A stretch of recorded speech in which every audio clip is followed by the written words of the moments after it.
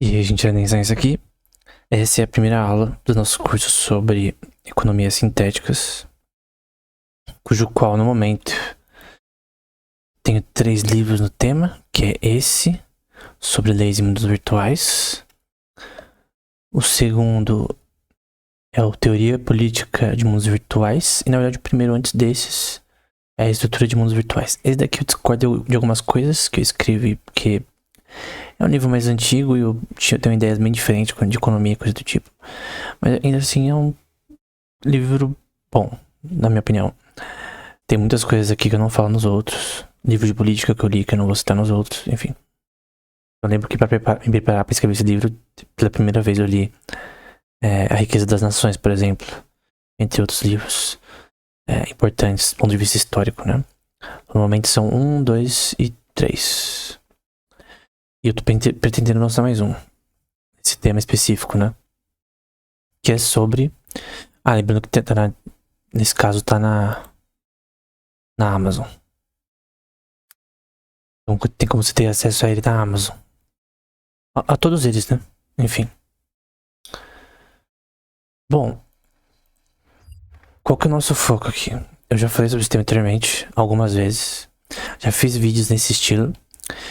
Vai ser mais como uma conversa explicando os pontos principais desse contexto e também com gráficos e coisas do tipo. Basicamente, economia sintética tem a ver com jogos virtuais. É normalmente chamado de metaverso. Essa coisa de metaverso não é nova, já existe há muito tempo. Há pelo menos 2 décadas isso já tá bem assim forte. E aqui a gente tem um site que cataloga os preços de moedas dentro de jogo, por isso economias sintéticas, né? São moedas virtuais que são coletadas através do gameplay do jogo. Em MMORPGs necessariamente, não somente, mas o foco é esse. Você vê, por exemplo, 1300k de gold, World of Warcraft The War Within, $61. Você passa isso para reais, dá bastante coisa. 80 milhões de guild, tá sendo transacionado mais ou menos. Tem o BDS, que a gente já viu em outros cursos, né? Mas tá de $45. Então o máximo preço que alguém vai vender ou comprar. Porque você tem como vender e comprar, né? Então basicamente é um BDS dessa moeda. Então você tem moeda dentro do jogo e através desse site você consegue vender para outra pessoa. O Throne of Liberty, que é bem recente, eu joguei um pouquinho, $48,90 é igual a 6k de Lucent. E o New World, por exemplo, 300k de coins no jogo, $57. Então você consegue vender o que você ganha dentro do jogo para outras pessoas, ou no caso do Tibia, por exemplo, no próprio jogo. E você pode, por exemplo, ver a relação de diferença. Eu lembro quando a moeda do Tibia tava, o 25kk aqui no caso, $15, por exemplo. Agora tá em quase 40. O que é um aumento impressionante. Então eles controlaram a inflação recentemente. Talvez isso seja a razão, né? E você vê que para diferentes servidores, o preço em relação ao dólar, porque isso aqui é a média, né? Então para diferentes servidores do jogo, né? Pra quem não sabe, normalmente os jogos têm vários servidores para comportar players o suficiente para significar com lag. Tem que ter ferramentas de load balance, coisa do tipo. Não tem como se comportar muitos players no mesmo mapa, no mesmo node de um servidor sem dar lag. Então por isso eles dividem em vários servidores, né? Todo jogo é assim. Então, basicamente, todos esses jogos têm um sistema que poderia ser chamado de sistema econômico. A pesquisa nesse tema começou com um cara chamado Edward Castronova, em 2002, que publicou esse artigo chamado On Virtual Economies, né? Ele era um economista ainda, né? Nesse contexto, escreveu vários papers, então você vê vários papers aqui dele, 2007, 2003, 2010, 2008, mas o principal dele é esse de 2002. Então, foi o Edward Castronova que basicamente começou tudo. Eu já até vim aqui colocar o nome dele, Edward Castronova Economics. E dá pra ver aqui quem ele é no caso, né? Tem um site dele também. Tem a biografia dele e tudo. Palestras dele. Enfim. É ele. Deu até vontade de talks aqui também. Enfim, e como que ele começou? Foi num jogo chamado EverQuest 2.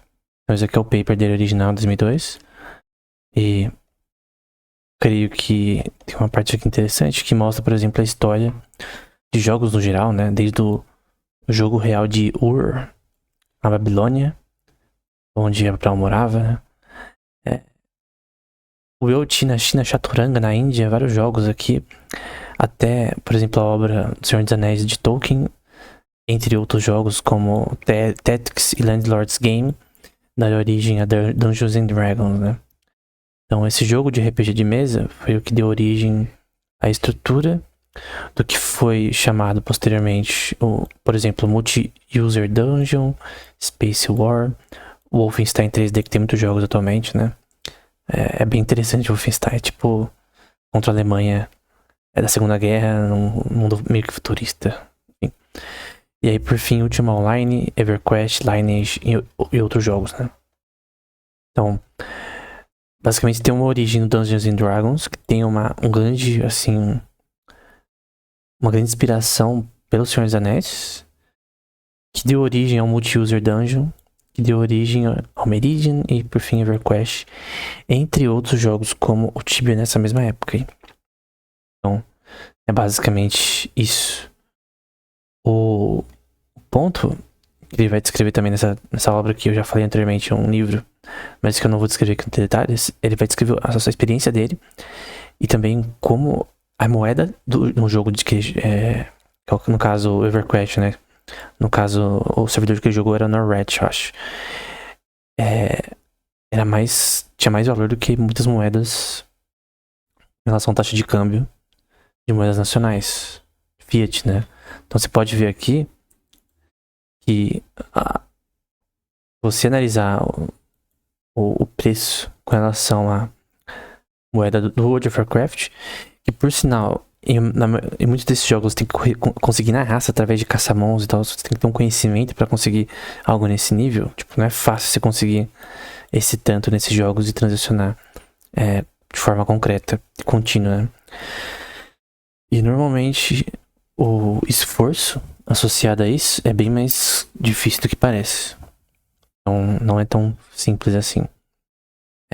Demanda muito conhecimento e experiência no jogo, né?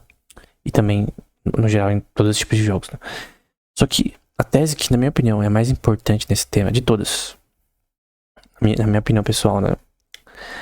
É a macroeconomia de mundos virtuais, que eu já falei anteriormente. Esse tema tudo já falei anteriormente, num curso sobre a nova economia austríaca que tá no canal, né? E, cara, esse aqui é um mestrado. Ele escreveu um bacharelado de outra coisa, que eu não vou falar aqui, mas foi com relação a bancos de dados, e tem um de engenharia num tema específico. Então o Stefan Bessazoni tem outros artigos publicados. Esse é um dos criadores do Tibia. Não é o Stefan mais conhecido como CEO, mas é outro que era da parte da economia, das finanças do jogo, né? Ele escreveu isso em 2007. Ele escreveu esse paper, supervisor Dr. Holger Handelwang. Esse é literalmente o melhor paper. Eu já li uma quantidade extensa e tem poucos nesse tema, em comparação com outros temas. Tipo, você vai ver artigos de inteligência artificial, cara, é literalmente impossível você ler todos porque tem milhares, mas nesse tema não tem tantos quanto poderia.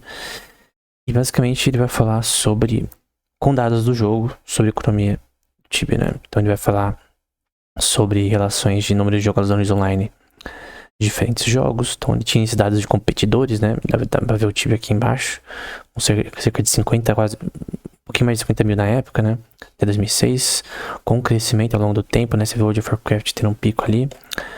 Ele também fala que, aqui com alguns screenshots com relação ao jogo, nacionalidade de jogadores. Isso daqui é interessante, que ele fala sobre inflação e sobre a relação dos ciclos econômicos de loot.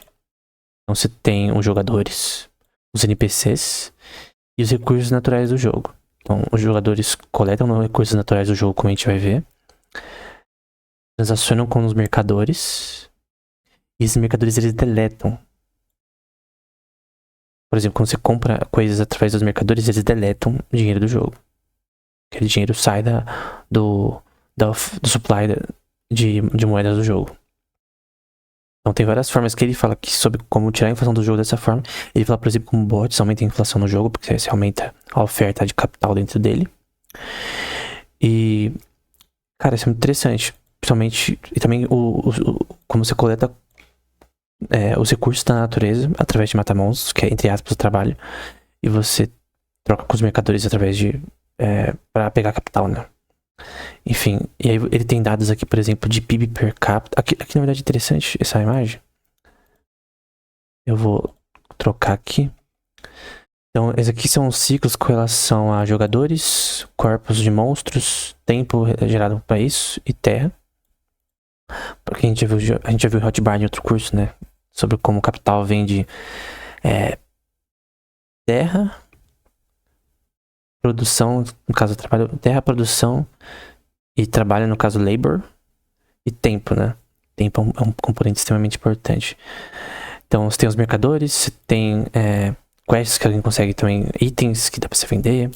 Aqui Fire Words, por exemplo, que na época talvez seria uma coisa interessante, hoje em dia não custa tanto. Normalmente dropa de Dragon, né? Você tem aqui questões com relação a poções, com relação a... naquela época era importante de você ter aquela relação de flechas, né? Então, você não conseguia produzir você mesmo com magia no jogo. Eu lembro que desde pequeno eu tinha que ter um cálculo ali de trocar o dinheiro que eu pego através da caça dos monstros em flechas e ter um custo-benefício pra eu ter um lucro no final, né? Porque a flecha custa dinheiro e ela não era infinita. Creio que nem seja ainda. Mas o ponto é que essa parte de não ser finita te gera um custo por faturamento no jogo. Seja se você quiser fazer real money trading ou não. Então você tem um custo por faturamento. Tudo que a gente já viu anteriormente, a gente tem aqui. Nas outras aulas, né? Dos cursos que a gente já viu anteriormente. E aí, eu quero ir pra essa parte aqui. Que é coisas como consumo por jogador, casas, poupança. A poupança é coisa que você deixa no banco. Então tem banco no Tibia. A gente vai ver isso para outros jogos também. Custo com relação à produção. E aí você tem a relação de transações.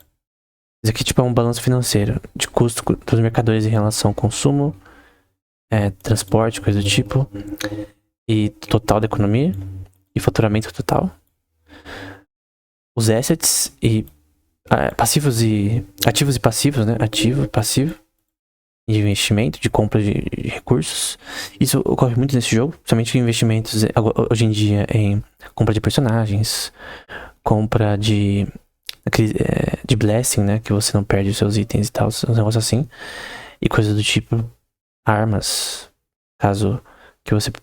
armaduras, coisas do tipo que são caras. E você pode também usar dinheiro de verdade pra isso. O que torna um jogo, entre aspas, pay to win, às vezes não. O time tem um controle nisso, de certa forma. Aqui é o surplus de ativos com relação aos ativos com relação aos passivos. Enfim. Muito interessante. E o quanto de recursos tem disponíveis no jogo, né? São limitados, obviamente. Dados econômicos super importantes, né? Então, você tem o GDP, que é o PIB, pra nós, né? Em português. O gross domestic, em inglês é GDP. Então, você tem relação de caça, coleta, produção, transações e consumo. E consumo final, equipamento, inventário. Esses números não são fictícios, são de um servidor Fortera na época. E são dados que a própria Ubisoft, que é a empresa que criou o jogo, tem. Então, são dados... Por isso que esse paper é tão importante. Porque, por exemplo, no paper original do Castro Nova, ele não tinha dados da empresa que fazia o Evercrash para analisar. É interessante porque, no caso, o Borsozoni, ele era um dos fundadores. Então ele não só tinha esses dados, mas ele tinha total acesso a esses dados de forma total, né? Aí calcula, por exemplo, aqui o PIB, menos depreciação futura desses itens. A gente já viu como calcula no curso sobre mercados globais, que vai ser o salário primário, né? Renda primária, mais equipamentos iniciais, e aí vai ser o faturamento, renda secundária, né? Em Fortera, né? Produtividade de trabalho, que vai ser PIB por players ativos. Então, quantos os players produziram, no geral. E por hora também. Isso em 2006, tá? Consumo. Esse consumo pode ser em carne, consumíveis nesse contexto. Pode ser em poções, a gente vai ver posteriormente. Pode ser em blessing, pode ser em qualquer tipo de coisa que você tem que consumir e acaba. Por isso que é importante alguns jogos terem sistemas de... que os itens quebram depois de um tempo. Você tem que reparar pagando dinheiro e tal, coisa do tipo. Hoje em dia no Tibia tem a Forja. É um pouco diferente disso. Mas isso cria uma depreciação em itens que faz a inflação abaixar. Porque o preço de commodities aumenta, né? Não, no caso, a frequência que você precisa das commodities aumenta. Uma forma para cada personagem, né? Alguns players ficariam bravos com isso, mas enfim. Alguns jogos fazem isso e algumas pessoas reclamam disso. Teve um dos livros que eu citei no começo dos 3 sobre esse tema, que eu lembro de ter lido bastante em Reddit, né? As opiniões de jogadores em itens que depois de um tempo depreciam, né? Então, uma espada ali que um dia ela quebra. E a maioria fala mal. Assim como players no New World, né, que a gente vai ver posteriormente, se eu conseguir um PC melhor, que reclamam de impostos no jogo. Tem impostos de casas, por exemplo. Eles falam, cara, isso aqui é simulador de imposto, enfim. No Tibia não tem isso, mas alguns jogos tem. Como New World, não sei se tem ainda. Gastos em investimentos, então se tem investimentos em equipamento, coisa de consumo, coisa do tipo. Casas, aumento no capital, que é esse aumento pelo PIB, esses 3 são em PIB. Então é a taxa de consumo, taxa de investimentos e taxa de poupança. E a taxa de renda por jogadores e por mercadores, em porcentagem. Isso em 2006, em Fortera. Os dados atualmente são muito maiores. Então, a oferta de capital hoje é muito maior, embora tenha menos players ativos. Acho que a média máxima é 15 mil, mas normalmente eu não sei quantos atualmente. Em todo jogo, pro servidor, não sei. Mas é fácil pegar essa informação online, né? Aqui são o número de jogadores por servidor na época, né? Porcentagem de cada servidor, qual que tem mais produtividade por hora, por exemplo, que era o Trimeric e o Tera na época. E esses dados eu creio que a Ubisoft ainda tem. Eu não creio que você pode ter acesso a esses dados sem você ter controle do software. Obviamente nos OT Server você pode ter isso. Então se você tem um embolado com os caras de OT Server, dá pra quem tiver interesse, né, escrever artigos acadêmicos analisando a economia sintética desses jogos na versão OT. E por sinal tem artigos acadêmicos em Tibia. Eu já citei um que era... Até eu fiz um vídeo no canal sobre uma técnica de visão computacional para bots. Template matching. Tem um paper. Se você pôr template matching em Tibia, acho que eu vou até pôr. Vamos mostrar aqui. Que é interessante. Show... Don't tell, acho que é o lema, né? Eu acho que eu vou pôr... O nome é template matching no Tibia. Então vou pôr aqui. Template matching. Esse é de brasileiros. Deixa eu ver se eu consigo assim.